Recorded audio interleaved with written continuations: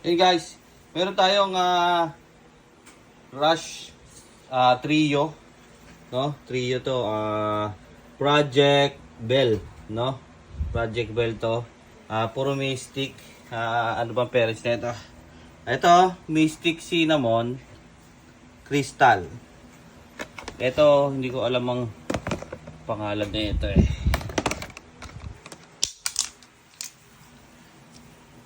Ito, ang parent is Mystic Crystal Leo Cross Pewter Crystal. So, probably crystal. Ayan. And then, ito naman, female. Pastel Crystal Cross Mystic Pewter. So, probably Mystic Crystal Pewter o pastel, ganun. So, ito, dalawang babae, isang female. Ang tapang na itong male, oh. Yun, oh. Kita nyo? So, rush na to, trio. 15K. Yan. So, may gusto. No papers, ha? Pero pwede palagyan. Kaso, additional lang papers. So, guys, ito naman, Project Pied na Orange Dream. Orange Dream male. Ito naman, Cinnamon Het Pied. No?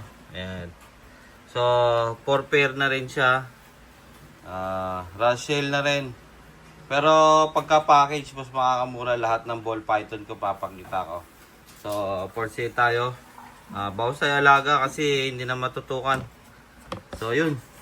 So, guys, isang pastel het clown yearling to. Good size na to. Kayo na lang magpapalaki. Ayan. Ganda ng coloration. No, for selling this 5K na lang. Rush sale. Yan. Female. Pastel het clown. Yan.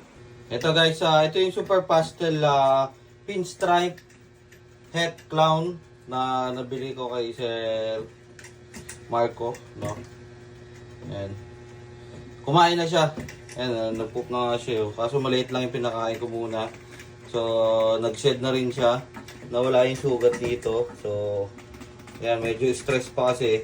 Kaya ganyan yung kulay niya, pero maganda to. Breeder na. Ito guys, ito female, breeder na rin to, nabili ko kay Sir Marco. Isa siyang super pastel, Enchi, post double het, hypo and clown. So yung hypo and clown, not proven pa, pero proven once na tong babae na to.